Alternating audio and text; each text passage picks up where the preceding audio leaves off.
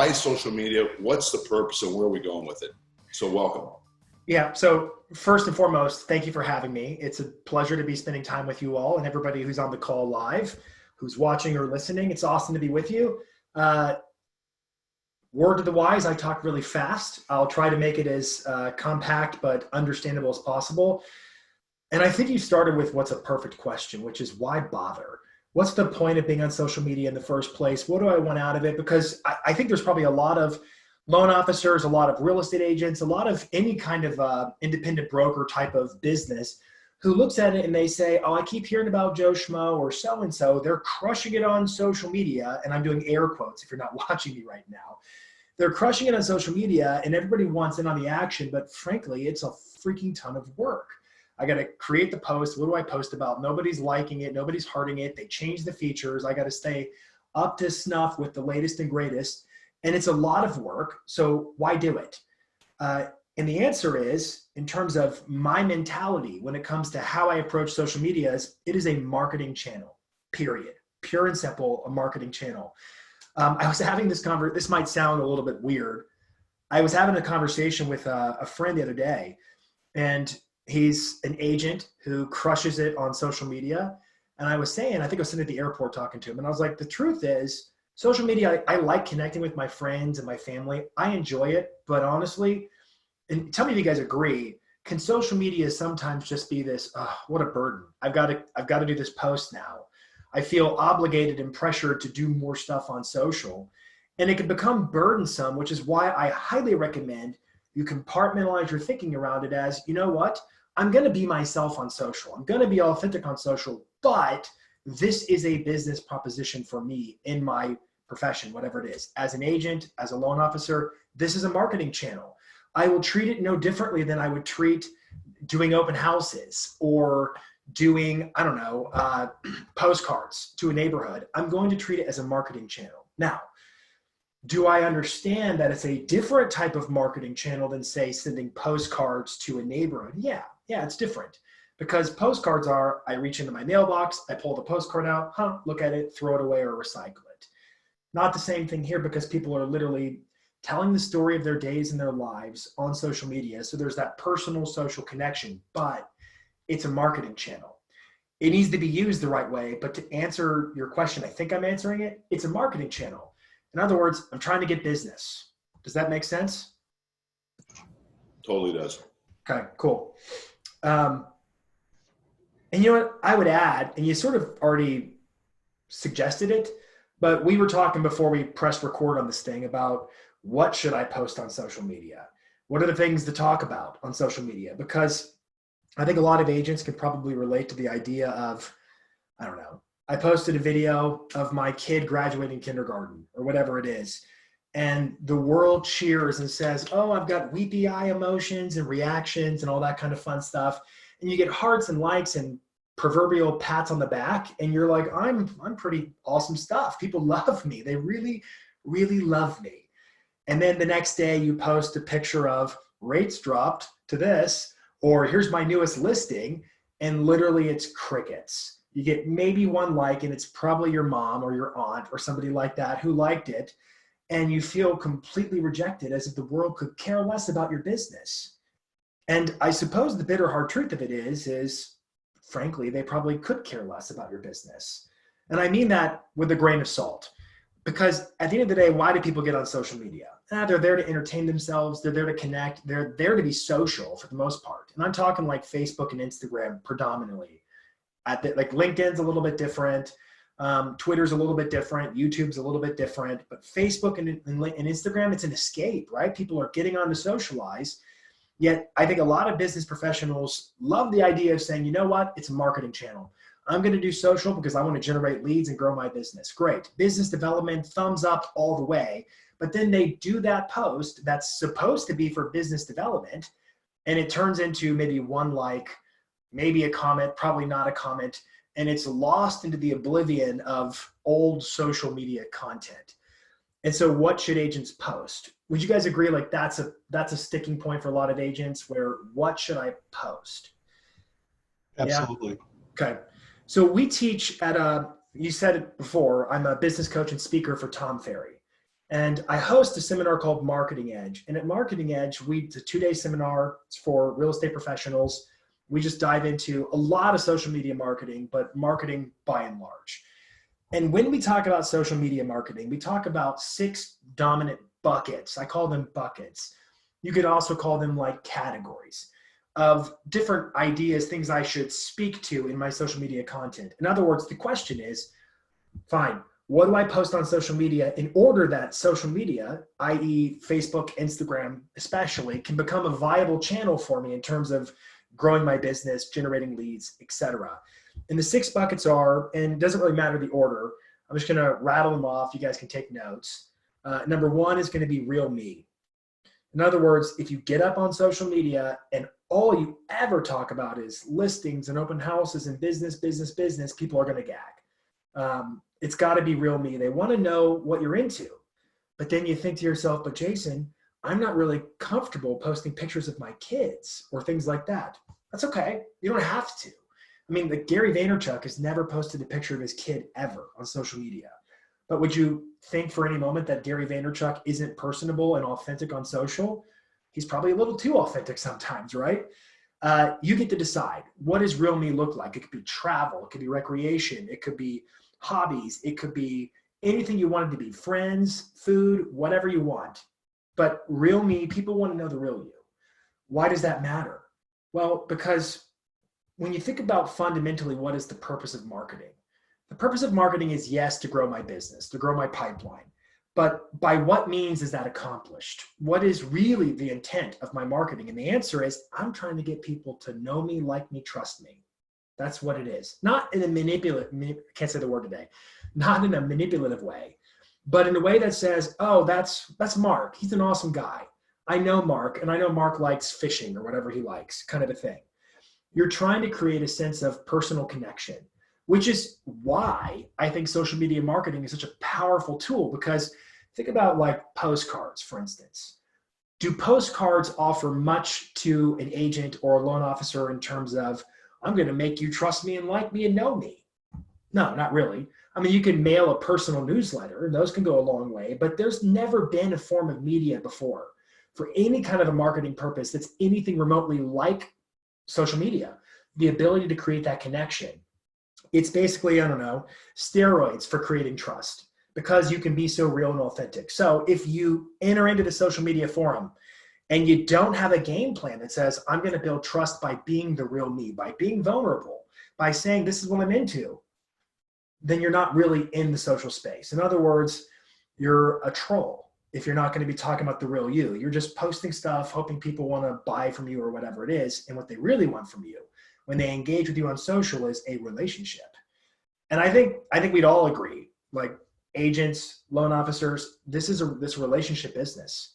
People work with people they trust because it's a huge transaction. It's a huge deal. So of our 6 buckets, the first one is real me. You guys want me to keep rolling through the next ones? I don't want to, you give me a thumbs up. I talk for a living. I'll just keep talking. Number 2 is knowledge broker. Knowledge broker. That's a pretty self-evident term. It's coined from Peter Drucker. You got to become the knowledge broker. People are looking for local, competent experts who know the shtick, they know the game, they know what they're doing, because that's another component of trust, right? Like real me says, oh, I like this person, right? I get a sense of who they are, but then you've got this knowledge broker and they know what they're talking about. Now, let's be real. Let's talk Facebook and Instagram for a second. And let's dive into a detail. I want everyone to keep in mind, we're going to talk about these 6 buckets of content, but let's make a distinction, if we could, between Facebook, Instagram versus, say, YouTube or Twitter. And you guys can unmute for a second if you don't mind. I want to get your opinions. What's the difference? Well, I'll ask you like this. YouTube. Is YouTube a social network or a search engine? What do you guys think? I'd say it's both. Mark, you don't get to answer yet. Mark answers last.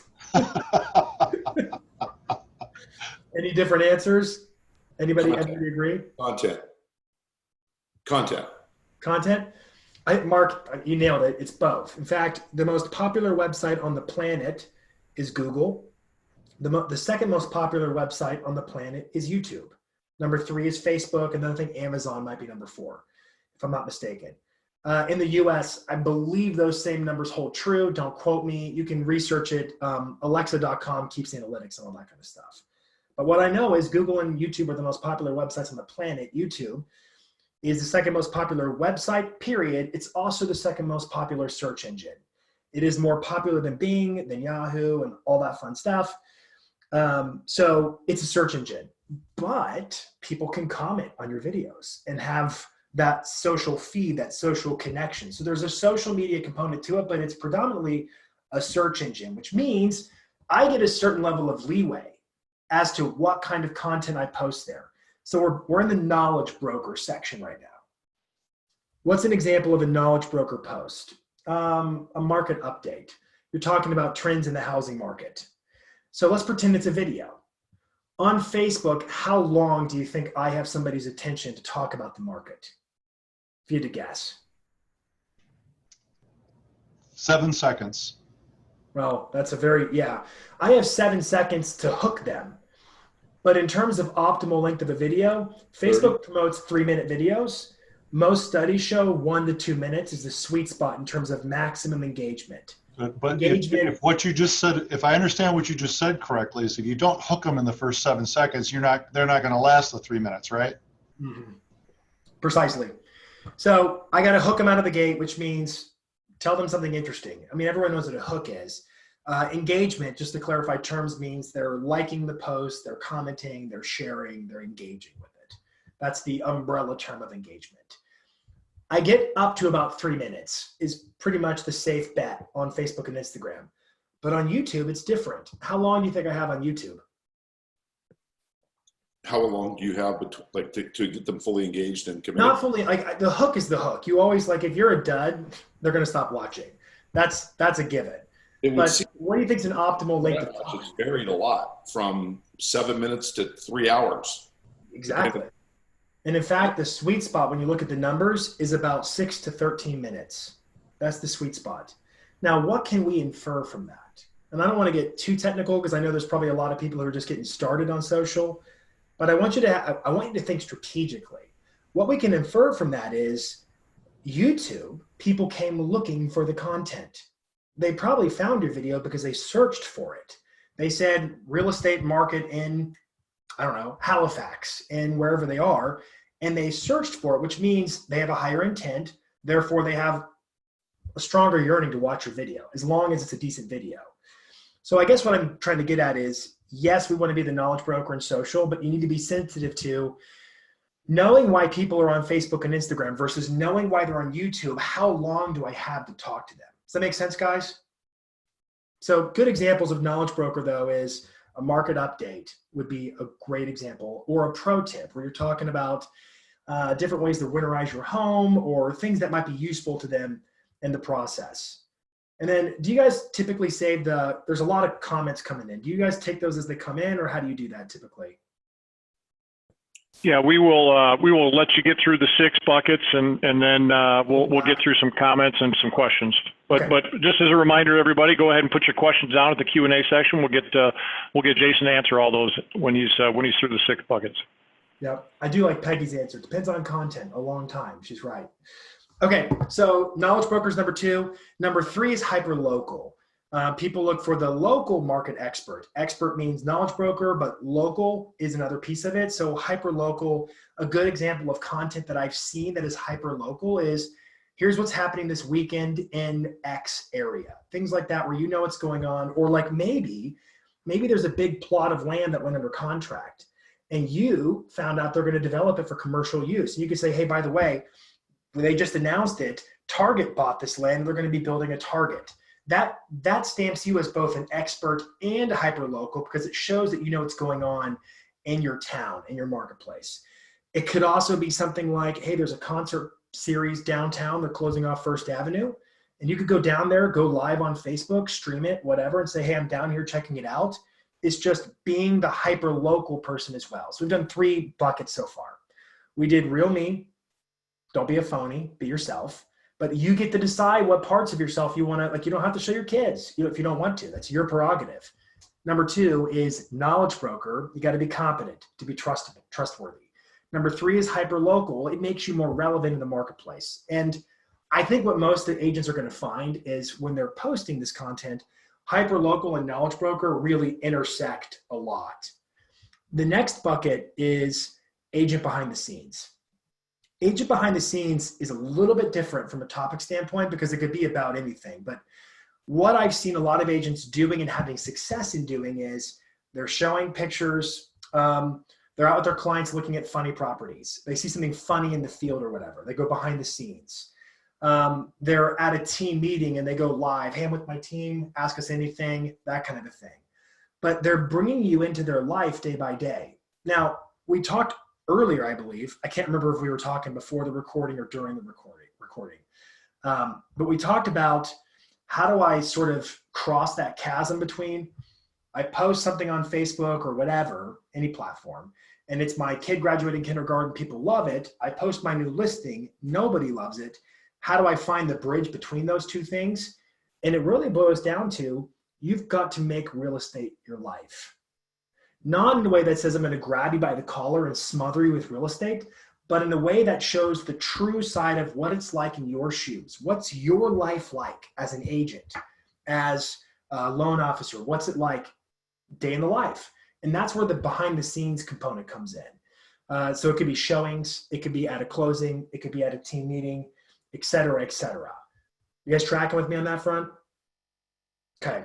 Next one up out of the gate is, what do we got? That was number 4. Number 5 is social proof. Social proof. Social proof means I talk about my wins and successes. And you guys can chime in if you want. I find that this one's really difficult for a lot of agents. A great example of social proof for an agent is just listed. I just got this new listing, here it is. Or I just sold this listing. Yay for me. And that's a little bit more difficult. I don't know if you guys sense this or anybody who's listening or watching senses this, but I think most people, unless they're complete and utter narcissists, most people have a threshold that says, I don't want to look arrogant or conceited or vain. And so they're very reluctant to share their successes. They'll do the knowledge broker stuff all the time. But when it comes to, hey, I want to say thanks to all my awesome clients. Over the past 12 months, we were able to sell 100 properties. We're grateful for you and we appreciate your referrals. A lot of folks would have difficulty doing that because they're afraid it makes them look as if they're bragging or self-promoting. I had an interesting conversation with somebody close to me recently. We were talking about why don't people self-promote? And then we were talking about, we didn't prep for this, so I'm going to go somewhere and you guys can stop me if you want to. We were talking about network marketing. You guys familiar with like network, like we sell multi-level kind of stuff. And I actually made an observation. I said, I've known a lot of people who come from network marketing who seem to understand how to slide right into real estate and crush it out of the gate because they appear to have figured out, in many cases, what self-promotion looks like. Now, I've seen a lot of people do self-promotion the wrong way. If you've ever listened to other podcasts I've been on, I did one with Tom Ferry. We talked about social proof should be used sparingly. I remember when I was making cookies with my older sister, I was a little boy, and she mistakenly, we were making the batter, by mistake, she put salt in place of the sugar. And then she baked the cookies, didn't know she had done it at all. And I was like 8, I didn't know she did it. And so they were warm and gooey looking. We took them out of the oven and then we all took our bites and then disgustingly spewed it out of our mouths. It was awful because it tasted like pure salt. And what I tell agents is social proof in the blend of everything you post on social media. Social proof is like salt in the cookie recipe. Too much salt, it's going to gag you. And you've seen those people where all they do is self-promote. But if you have no salt, and this is who I think I'm talking to is most of you, if you have no salt in the recipe, the cookies have literally no flavor. I was having this conversation with Tom Ferry. Why do I share my wins and my successes? Is it for me to feel good about myself? No, it's to make me referable. That's not really a word, but it's to make me referable. When people look at you on social and they see not too much, but enough of Ron just sold that house. Ron did it again. Man, Ron's on a streak. Go Ron. He's crushing it. When they see that, what does it help to cultivate within them? Confidence and a sense that you can get the job done. That if I were to refer you business, I can trust that you're going to be able to get the job done and not make me look like a stupid idiot for having referred you. You guys track with what I'm saying right there? Yeah. So when you talk about social proof and posting on the social media, yes, I know there are people out there who are narcissists, and I'm gonna finish the story I started in a minute. I know I skipped away from it. I'll come back to it. I know there are those people out there who are narcissists, but I'm willing to bet it's not any of you who are on this call. And most people are so afraid of being labeled as one, they don't want to seem self-promoting. They don't do any social proof at all, but it's not really about you in the first place. The reason we do social proof, just listed, another closing, thanks to all the people who helped us out this year, we were able to do X number of deals. The reason we do that is so that they can feel good about referring you.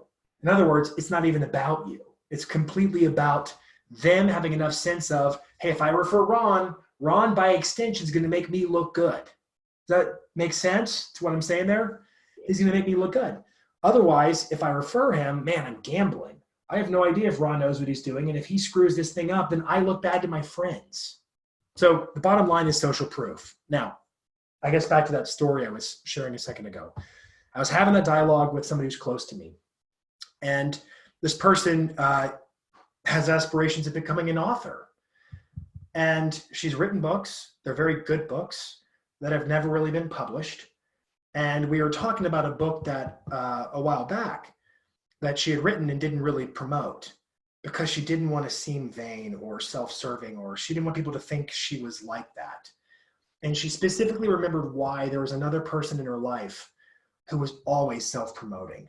Always, always, always a self-promoter. And every time that other person, that peer in her life self-promoted, this person close to me felt really like, again, this is ridiculous. I'm sick of this. Who do they think they are? And they formed an internal judgment against them. And so then when faced with, do I self-promote? Well, how could I? Because to do so, I would become a major hypocrite. Because here I've judged this person for doing it again and again and again, and I'm not going to be like that. So I'm not going to promote at all. We were having that conversation. I asked the question, and I said, do you think they got your point? And the answer was, they had no idea. They had no idea that you were not doing something because of something they did. Because the only person who got hurt in that scenario was the author who never promoted her book. You guys tracking with what I'm saying there? You have not because you ask not. That's the saying, right? So when it comes to your social media, don't be afraid to share the wins. And remember, it's not for you. It's because the people who are following along with the real me, the knowledge broker, the agent behind the scenes, the hyper-local, those real people need the proof that you are the real deal. And there is success, a track record behind everything you are saying. Don't do it ad nauseum. It's salt in the cookie batter, but a little goes a long way, but man, you got to do it. And the other thing of it is like, I've seen so many agents who started doing it and then suddenly the phone starts to ring. People start calling them and it's like, cha-ching, cha-ching, cha-ching, it builds up. And that's when I go back to network marketers. A lot of network marketers have figured this out and they understand how to incorporate it in their strategy in a way that's not overbearing. Some do it in an overbearing way, but in a way that's not overbearing. It always comes with an attitude of, I'm grateful and I want to serve more people, always. Last bucket, number 6, is buzzworthy. Buzzworthy. This is a bucket I had to make up to explain away some awesome posts I was seeing from agents in our Tom Ferry ecosystem. Buzzworthy is, it could be, I'll give you a few examples. It's kind of a catch-all category, but I don't know if you guys have watched this, but a lot of people will do giveaways. Now, I want to go ahead and disclaim a little bit. Don't do a raffle. Make sure you know what you can and can't do in terms of where you have to disclaim and what's allowed and what's not allowed. I don't want anybody to violate anything on that front. But a lot of agents do like a giveaway, for instance. Hey, tag a friend And every time you tag a friend, you're entered to win tickets to a basketball game or something along those lines. And it's usually like the example that comes to mind that I think is the most useful example is clients we coach, Aaron and Krista Farr. They're in Spokane, Washington, just crushing it on social media. Last year, first full year in the business, they closed over 70 deals in their first year in the business, husband and wife team. 38 of those deals were social media driven. People who would just message them on Instagram. They've been following along. They use these buckets when they post. They did a giveaway where there's a basketball team, and I don't remember what it was because I don't live in Spokane. But apparently you can't go to a game unless you have season tickets. You just can't go, period. Their neighbor was a season ticket holder, and he couldn't go to a game one night. So he gave them his box seats. And he's like, you guys want to go? It's tomorrow night. And they decided they couldn't go because they had a family obligation. So they did a giveaway. And hey, if you want to go to this game, and it's hyper local. It's a local team, right? So it's hyper local, but they did a giveaway, tag a friend, and then they used the thing called, I think it was Facebook it was called Random Comment Selector. It's just an API web service that hooks up to Instagram and it will randomly select somebody out of your comments as a winner. They, on that one post, had a reach of about 4,000 people in their local market. They gained about 110 new followers on their account from people who found them, loved their stuff, and connected. And the results were just unbelievable. So you look at things like that, that's a prime example of what I would call buzzworthy content. It captures attention. Another example of that is, I'm thinking of an agent named Zachary Faust. He's in the Delaware market. He, in the past, just a few months ago, launched this, but he launched a program called the Forever Home, F-U-R-Ever, the Forever Home, whereby whenever he sells a property, he will sponsor a pet adoption locally. So for every home he sells this year, he sponsors a pet adoption. Made a video about it, lots of posts online. They practically went viral. Why? Because people can rally behind that. Now let's think about that buzzworthy type of content. It's also real me, right?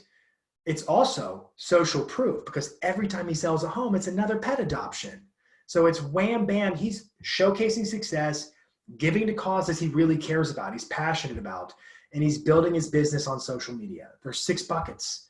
And if you cover these buckets, it's all it takes. Now, do you guys remember Bob Ross, the painter?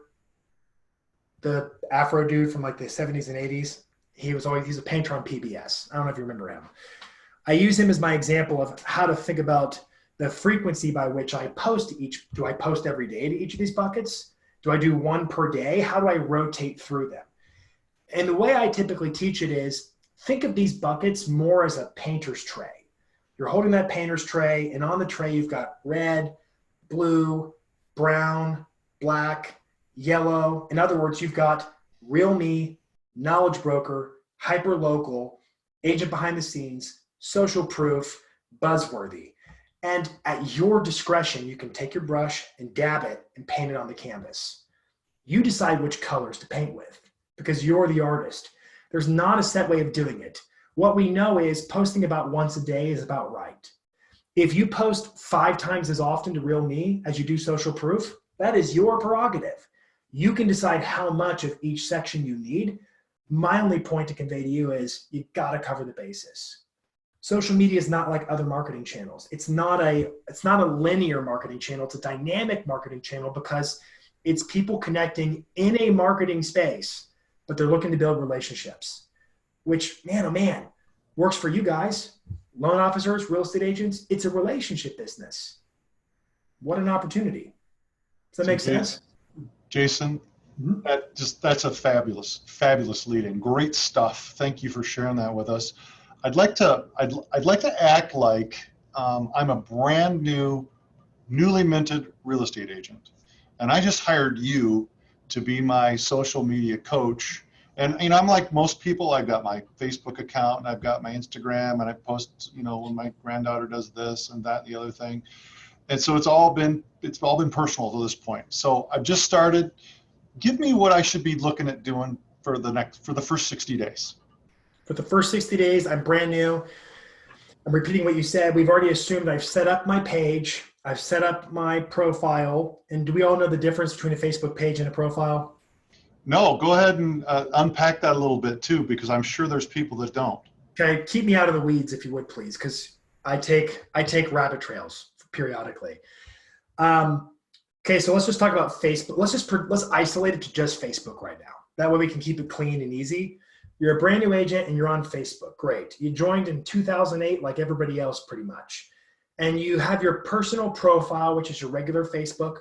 What you're going to want to do is, if you don't have it already, you're going to want to start a Facebook business page. They're free. You need one. Tom was saying 2 weeks ago, we were at our elite retreat, and he had a study, and he asked the audience a question. He said, hey, agents, it was 1,500 of our elite clients in the room. If I post the same thing on my profile, on Facebook, and on my page, same post, which one performs better in terms of more reach, just algorithmically speaking, which one's going to do better? What do you guys think? Profile or page? Profile. Yes. Profile. Yeah. Craig, do you have a vote?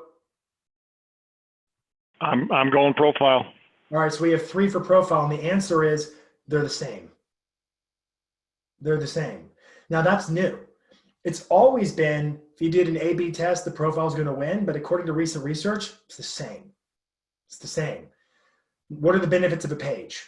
The benefits of a page are I can run ads. That's the benefit of a page. I can create Facebook groups and Facebook events, which I can do on my profile too, and link it all together under my page. So I would say to that new agent, if you're on Facebook, great. I want you to be on your Facebook page too. I would also do an audit. I would make sure what's your profile image look like. Is it you? Is it a logo? Don't make it a logo. It needs to be your face. These are social networks. I want to see your face in the profile image. Do you have the cover or the banner image across the top? Is it branded? Does it look nice? I would make sure, just have you set up your biography? Are your links accurate? Is your work history and life events accurate? I would set those things up. Hey, Jason, quick interruption. Should that picture be current or 20 years old? Oh, it should definitely be at least 20 years old. No, it should. Great point, Ron. I appreciate that. Nothing's going to break trust more than when somebody chooses to hire you. They found you online, and then they go to meet you, and they can't recognize you because you've aged 20 years. And all trust that they might have had is completely gone. So A, they no longer trust you because you've been lying to them, creating a false pretense. And B, they now assume you have a massive insecurity about the way you look, which doesn't bode well for you. So the answer is you look the way you look. This is a total aside, but I've had agents say, I don't like the way I look on video when I'm on Facebook or doing, like I do a video of myself or a picture of myself. I just don't like the way I look. And I'm like, this thing's tiny, right? I'm staring at a tiny screen when I see your photo, yet I'm going to see you face to face. I mean, this is what, 4K resolution? This is optimal resolution. You look the way you look. So if you don't like the way you look, great. It's not about you. You're letting other people have the opportunity to connect with you on social media. You need to have current headshots, period. I would recommend doing them at least every other year. In fact, I'm about hitting 2 years on my headshot, and guess what I'm going to be doing this spring? I need to get new headshots. So Jason, can I kibitz on that? Just one, I have one question. This is a legitimate question because I've been told this before, and I want your opinion on it. If you really don't like the way you look, a drawn caricature of yourself or a stippled picture, something like that, give me your opinion on those. I'm editing before I answer. Here's my knee jerk to it. If I really don't like the way I look, I'm really not sure I should look at social media as a viable outlet for me to be doing my marketing. Because I'm going to constantly put an arm's length between me and the way those platforms work, trying to make them work for me, but it's not about me. When you put yourself in the ring of social media, what you're saying is, I am willing to take, what's the saying? Take the robe off? Not really, don't do that. But I'm willing to kind of show the world, this is me, this is my life, let's connect, get to know me. I'm giving you a sense to trust me and like me. And if your insecurity is such that you don't like the way you look, they're gonna meet you face to face. I mean, unless you can have a character of yourself show up and show the property or do the refi or whatever, it's gonna happen. So my advice to you is don't be the person who does a character of themselves. I mean, if you want to do it for a week just as a fun little profile and then put it back to your photo, fine. Like, you know how those little fads will come out where everybody changes their profile image because there's some Facebook fad or some Instagram fad. That's fine. Change it. But nope, you need to be you. That's my thought to it. And let me get back to your other question that you were asking before, because I, as promised, took a rabbit trail. The question was, I'm a brand new agent, first 60 days, what do I do? Step one, I'm going to audit my pages and profiles to make sure they've got good information, the pictures look good, everything's fresh. That may involve me setting up a business page. You'll need to do that. That's step one. On the content side of it, in terms of what am I posting, we talked about our 6 buckets. That's what am I posting to social media. On that side of it, what's the easiest thing you can possibly do? I would say make it a goal. In fact, make it a challenge that you're going to post once a day, every day of the week. And I have a reason for that. One, algorithmically speaking, it's optimal. For the most part, and take this one with a grain of salt, for the most part, a post on Facebook or Instagram has about a 24-hour cycle of life. Some posts, if they're really, really good, last longer than 24 hours, but they're about 24 hours, which means the Facebook algorithm is basically waiting for you to feed it the next post, the next 24 hours. If you post too many times per day, you can actually overwhelm their algorithm, and it can't serve your content to as many people as possible because it's looking for about 1 per day. That's not always true, but that's true enough, I think, for the purposes here today. I would challenge yourself. Just to interrupt that, Jason, is that on a business page, personal, both? Yes, yes, yes. And I'm not including stories. Stories, there is no limit. The more, the merrier. I recommend at least 3 a day throughout the day, minimum. But on posts, about once a day. Just to get technical with you, the way the algorithms really work, and Facebook and Instagram are similar. I mean, Facebook owns both companies. Algorithms are slightly different, but they're similar. The way it works is, or the question it asks is, hey, this many people are following Ron. I need something of Ron's to show to them. Now it's going to prioritize it in certain people's feeds based upon if they've interacted with it in the past, those sorts of things. But imagine if Ron has 1,000 friends on Facebook or 1,000 followers on Instagram, which is a reasonable number, but Ron feeds the algorithm 10 posts a day. Well, wait a minute. The ratio here is way too many posts to that many followers. It doesn't have enough people to show your post to and diffuse it. Versus like Tom Ferry has 137,000 followers on Instagram. He has to post more than once a day because Facebook's like, I'm thirsty again. Instagram's like, I'm thirsty again. I need more content to reach your audiences based upon all the other content that's trying to reach them. Does that make sense? So the moral of the story is keep it simple, once a day, 1 post a day. My challenge to a new agent is, if you want to make social media work for you, sure, be cognizant of the 6 buckets I just talked about, but challenge yourself to say, can I post once a day? Recognizing that some of my posts will suck. It's going to happen if I'm new to this, but I'm going to go through it because it's like I'm going to break the muscles down to build them up, kind of a thing. I'm going to get myself strong, and I'm going to start to recognize what works and what doesn't work. One of the challenges I see agents face a lot is they think to themselves the next day, oh, I should have made a post about that yesterday. But yesterday, when it was happening, they weren't thinking about it. And the reason they weren't thinking about it is because it wasn't top of mind. The way to make something top of mind is to make it a habit. How do I make it a habit? I do it every day, once a day, until I remember I've got to do that. I've got to do that. I've got to do that. This might be a little bit too technical, but have you heard of the reticular activating system? That's affirmative. You have? Okay. Yes, sir. I'll talk about it again. I want to activate that reticular activating system. It's called RAS. What it basically means is, let's pretend I said to you, hey, Ron, when we're done, I'm going to go for my birthday. I'm going to go buy a Tesla for myself. And then I leave my house. And what will I notice on the road as I'm driving? Every single Tesla that's driving down the road. That's right. And why is that? Well, because it's part of my focus. I made it a part of my focus. So that means you have to make social media marketing, posting on a daily basis, part of your focus. And what will happen with that is, well, it becomes top of mind, meaning your reticular activating system is saying, hey, look, there's an opportunity. You were looking for a post, there's one, and you start to train yourself to see the opportunities for posting. And then you have trained yourself in the framework of real me, knowledge broker, hyperlocal, social proof, agent behind the scenes, buzzworthy.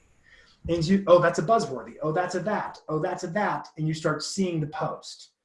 And then eventually you get really busy, and then that becomes a problem.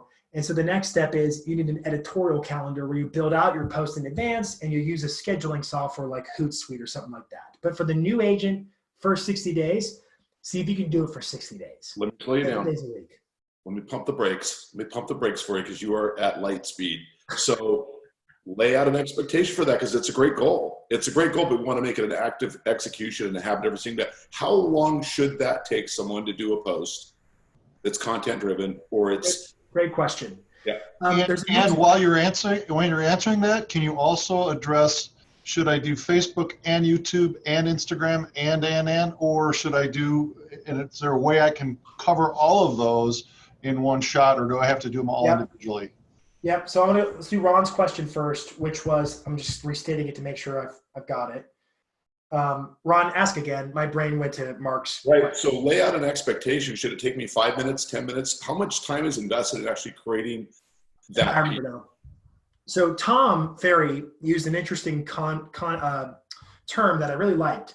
And it's not a new term. He just used it in a way that I was like, oh, light bulb. He called it planned content. Planned content. He said my team is doing at least, I think he said 3 planned content pieces per day on his social accounts. Like, it was a lot. He's got a team though, but it was planned content, which implied there is some content he'll post that was unplanned. Does that make sense?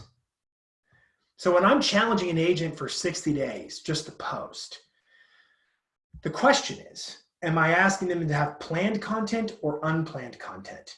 Because the time allotted to either one is different. For unplanned content, it should be 60 seconds to 3 minutes. Like, oh, there's the thing I'm going to do real quick, post, done. It's in the moment, like agent behind the scenes, for instance. That category is going to probably be a lot of unplanned content. Oh, that's a good opportunity. Oh, that's a good post. And I just capture it as in real time as possible. In other words, as little forethought as possible goes into it so that I'm not bottlenecked by my own, I need to say this word just right. Let me go to the thesaurus and find the right word. I don't want to be bogged down. The Jason challenge is really a post per day of unplanned content for 60. Well, let's actually double down there then. All right, break it down. Let's say 60 days of posts. I would ask you how many of those are planned versus how many of those are unplanned.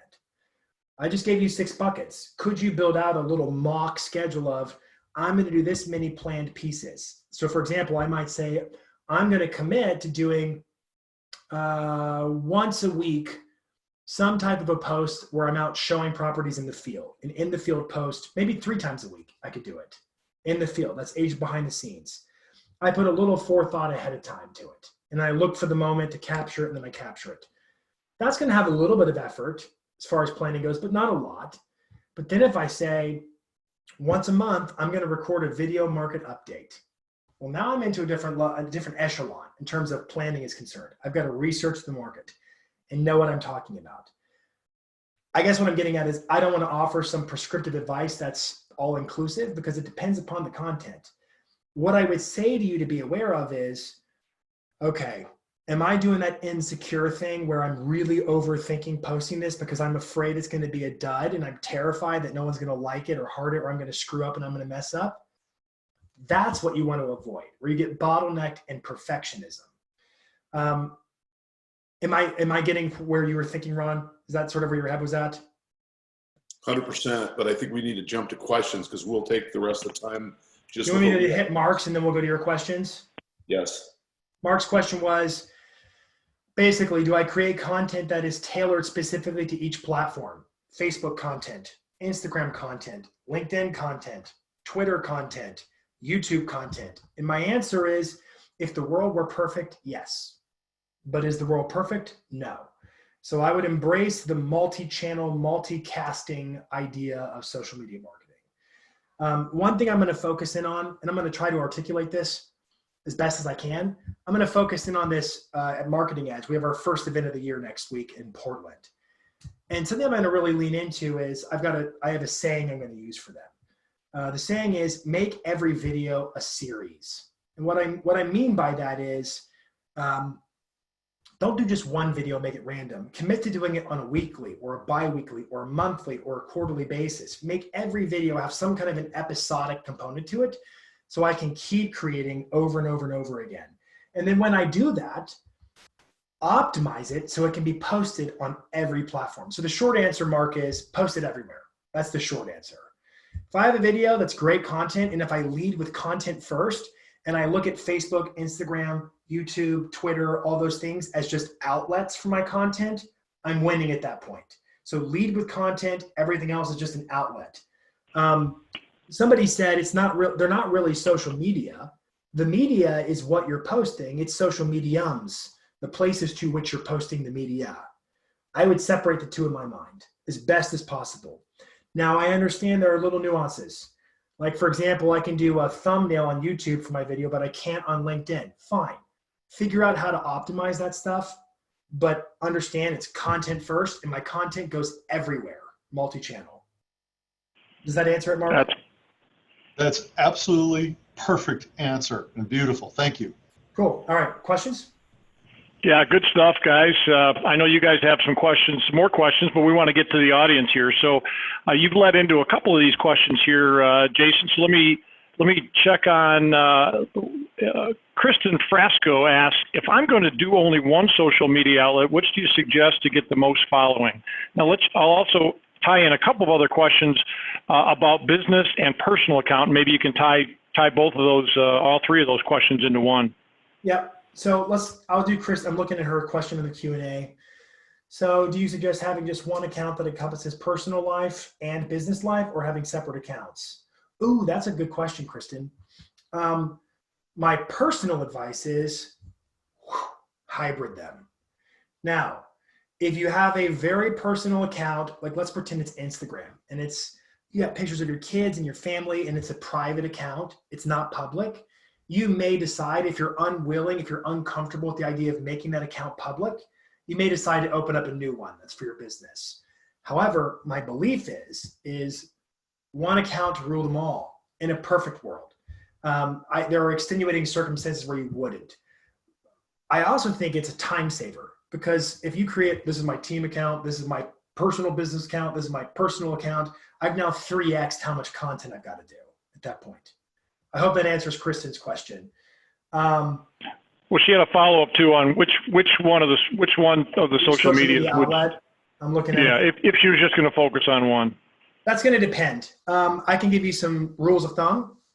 I would say to you, if you're already active on Facebook and you have a strong Facebook friend list, I would start on Facebook. I would say test and see where you get the bang for the buck. I had a coaching session this morning. I coach a wonderful lady named Alsdís. She's in Iceland. We were talking this morning. We were analyzing posts, same content on Facebook and Instagram. Facebook was literally the sun in size compared to a tiny little moon over here, as far as her engagement goes. Does it mean she doesn't keep working Instagram? No, it just means she would never turn her eye on Facebook. I have noticed, and this is just I don't have any data to prove this. I've just noticed that in rural, more suburban markets, Facebook tends to work better. I know clients who are in Casper, Wyoming, who are up in Sarnia, Ontario, and man, Facebook dominates. It boils down to, what are people in your local market using? Versus here in Nashville, where I live, Instagram. Instagram's way more popular. So I think you've got to understand, where are my people at? End of day, it's a marketing channel. Marketing is, there's an audience, I want to market to them to do what? To build trust. Where are they? And I pick based upon that. Perfect. You talked about video. Can I add one more thing? Go ahead. Remember, YouTube, Sure. is search. YouTube is search, so it's different. So on traditional social, I post to them, versus search, they come to me. It's a different scenario. So you're never excluded or exempted from YouTube. It's always going to be something you should do. Perfect. You talked about video and posting weekly, monthly. David Sanchez says he uses a lot of video, and should he post video daily also? I wish, David, if you want to give me a follow-up on what you're posting, and I could look it up at some point, probably not on the fly right now. It's going to depend on how the engagement goes, but here's what I know. Anything that can be video will be video. What does that mean? That means that if you look at what Facebook and Instagram are constantly doing, and Twitter for that matter, they keep adding more features, more opportunities for video content. Every turn of the corner, they've got some new thing. Like the latest thing Facebook has is called video animation. Turn a static image into a motion graphic video of some form. Why would Facebook and Instagram do that? It's because they know that video, in terms of different formats of posts, almost always outperforms any other format of post. I was up toward New York City yesterday doing a speech, and I was talking about video, and I've caught myself at times feeling like I'm coaching a bunch of news anchors or actors because I make video marketing so important to real estate agents. And I'm like, they're just real estate agents. This is my head having this conversation. And then I was like, why do I pump video so hard? Oh yeah, because it's the format that works the best. I mean, if you think about it, what's the cost of a stamp right now if I want to send postcards? 55 cents. What's the cost of a view? My client, Tim Macy, sent me his analytics. He ran a post for a new video. He put it up yesterday. In the last 17 hours, they got 6,000 views already. And his cost per through play was less than a penny. Now, a through play is a 15-second or longer view on a Facebook video. Less than a penny. Now, what was the cost per stamp? 55 cents. What was the cost per view? Less than a penny. So reason number one I promote video is A, it's cheap. It's cheap to do it. But B, it is the most personable form of media there is, period. People can see your mannerisms, your face, your body language. They can hear you talk, the tone of your voice, what you care about. They can get a better sense of who you are through video than any other format available. And if the game I'm playing is I want to go from here to there with trust, video, video, video. So I don't want to say, David, that every post has to be a video, but I certainly wouldn't say that, no, you should never do that. I hope you can find your balance in my answer. Good deal. Video is so critical these days, for sure. It Is there a good time of day to post on Facebook, LinkedIn, or Instagram? That's Yes. from Lance Powell. Yes, it is. There is a good time to post per day, but it's going to be dependent upon you individually. If you have, so let's talk about Facebook first. Your Facebook business page will give you detailed analytics. It knows when your followers are the most active. It knows when you've had historically the best reach and the best engagement. So it will tell you, if you look at the analytics, when to post. Same is true on Instagram. If you have an Instagram business profile or a creator profile, either one, you convert to an Instagram business profile, which I probably would. The biggest downside to it is when you auto sync your post to Facebook, it will go to your page and not your profile. That's the biggest difference. But when you do that, it gives you detailed analytics. They're called insights. And it literally tells you these times of day, these days of the week are optimal for you. So I post then. LinkedIn, I don't believe LinkedIn has those analytics. I would probably lean on more of a report. WordStream often publishes a lot of great benchmark reports. They might have something, and I mentioned WordStream because they do industry-specific reports. So you could see reports catered to real estate in the US and maybe get some good numbers on that. But I would tell you could test, see what happens. Perfect. Chris Jerkowski asks, is it effective to hire a professional to do some of this stuff for him? Sometimes no. It's a great question. Here's a mistake I've seen, and I could probably talk for an hour on that one subject right there. If you look at traditional corporate, well, first of all, outsourcing it. Let's go outsource and then insource. A lot of people want to hire an outsourced solution. There are some great services out there for Facebook ads or Google ads or whatever, but usually they have a narrow scope of what they do. They're not going to tailor fit or customize to you. They're not going to be as authentic to you as you would want it to be. I'll just give you the short answer. Last week or 2 weeks ago at our elite retreat, Tom Ferry flat out said, insource it. Flat out, insource it. Meaning if you're going to get help, and he was talking to teams, and if you're a new agent, this is not what you need to spend your money on. Sorry, roll up your sleeves, get to work. But if you have the capital and it's well within your margins to be able to afford help, yeah, hire somebody, insource it. So my first recommendation is insource versus outsource. Actually, my first recommendation is don't spend money you don't have. That's my first recommendation. My second recommendation is insource versus outsource, but I'll go a layer deeper for you. A mistake I've seen is I've met a lot of quote unquote marketing directors over the past couple of years who, I don't mean to be coarse, but they're glorified admins. There is nothing in their resume that distinguishes them as a marketing expert, nothing whatsoever. And in fact, if you look at, and they're called like marketing directors, and heaven forbid they go on to salary.com or Glassdoor and they research what a marketing director should be getting paid, because they're being paid like an admin, not a director. If you look at corporate hierarchy, which is this is a whole different thing, but a director level is a lower executive title. I think you have to be real in terms of what do I expect out of this person? If I'm paying them $20 an hour or whatever it is, can I expect them to come into my business and tell me what to do?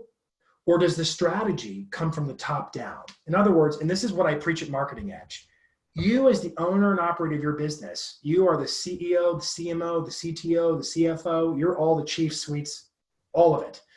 That means you have to be able to cast the vision and the strategy.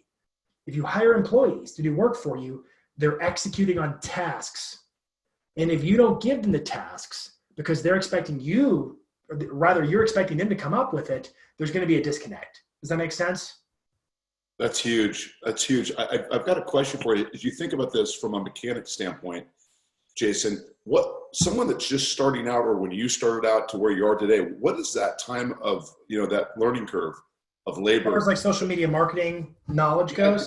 You get up to speed. Is it 20 hours a week? Is it 10 hours a week? Someone's knocking doors versus taking that labor from walking down the street, knocking on doors to starting their social media campaign.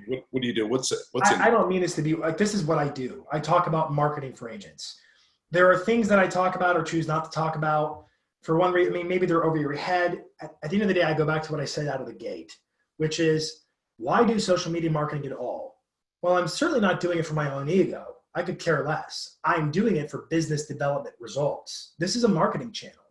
Now, I'm going to play within the boundary lines of the fact that it's a social network and I'm going to be social about it. But this is a marketing channel. What I typically tell my coaching clients to do, and this is, not for everybody, but for most of my clients, I say, you know what? If your day can contain within it an hour of marketing a day, I'm a happy camper. I call it CEO time, which is 30 minutes of looking at your business. Looking at the health and vitality of your business, looking at your financials, looking at your priorities, projects, and just saying, where am I at on all the big initiatives, looking overall, CEO time for 30 minutes a day at your business. Then we have what's called an hour of power. An hour of power for us in our Tom Ferry ecosystem is basically a solid hour of making calls, prospecting, calling your sphere, calling your past clients, rolling up your sleeves and doing the real work. Marketing, I want you to recognize that marketing is not a substitution for making calls. A lot of agents want it to be. It's not. It's a primer. Marketing primes people. It builds validity. It builds trust so that when you make your calls, they actually take your calls and want to hear from you and talk to you. 80% of marketing on social media has more to do with connecting with your sphere of influence of past clients. 20% is maybe lead gen and things like that. But for the most part, why am I doing this? To stay top of mind, to build relationships with people in my local community so that when I make my calls, they answer. Back to the hour of marketing. So an hour of power prospecting and then an hour of marketing a day. If you can allocate to me an hour of marketing a day, I couldn't ask you for more. So the purpose of it, and a shout out to Tom Ferry for, being the framework and foundation for a lot of this that we're talking about, is he talked about branding to create familiarity to create trust to create leads, sales, and referrals. That's where that hour of power comes in. Oh, yeah. Well, I've got to go in. I mean, The hour power is a lot of agents, they never actually close. You know what I mean? They never close for the referral, close for the opportunity, for the appointment. You got to follow up. You got to be in touch. You got to build the relationships. I could talk more and more about that, but I see we're at time. So yes, Ron, you're correct. Perfect. We are, and thank you for plugging the Hour of Power for those AmeriFirst employees. We do an Hour of Power every Friday, and it's been going very well. We've been doing it about 18 months, and we've actually got some real estate professionals that have joined us and are calling on that Hour of Power with us. So we are at the top of the hour, but I'd like to squeeze in one more question. Thanks. Christina Gonzalez asked, I find that Instagram has not been successful for me reaching clients. Is there something I can do to up my followers on Instagram? Great question. And I hear another bigger question behind it, which is really the idea of how do I get more followers? And I think I'm going to make some assumptions, Christina. I'm assuming like maybe your people aren't on Instagram, yet you want to use Instagram to build a new following, a new tribe of people who don't yet know you. And I respect that and love that. So the question is, and I hear this question a lot, how do I get more followers on Instagram? And my answer, it's going to probably make you mad. My answer is you have to post content people would want to follow. It has to be followable. Nobody follows an account. I mean, you guys don't. I don't. Nobody follows anybody on social where there's not interesting, useful information being conveyed that I want to follow along on. So the first answer, and this is a super qualitative, non-specific answer, is you need to post frequently and your content has to connect. It has to be worth following.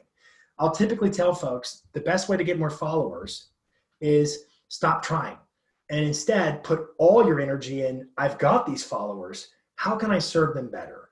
How can I give them more useful information? And then I find naturally that once you do that, followers show up. Notwithstanding, hashtags is a smart way to reach people who don't know you. Location tagging is a smart way to reach people who don't know you. Those are two hacks I would give you. So tag your location in your local marketplace on the post. It helps make you more discoverable on Instagram. And then also Instagram allows up to 30 hashtags. Use them. Do not copy and paste them. You must do them manually. If you copy and paste them, there's a good chance Instagram's going to recognize that as a spam behavior and they'll be null and void. They won't do anything for you. But up to 30 hashtags, they should be local driven hashtags that the kind of person who's locally on Instagram might use. So the best way to find those is to start testing hashtags and letting Instagram recommend what it thinks are the best hashtags based upon you searching locally.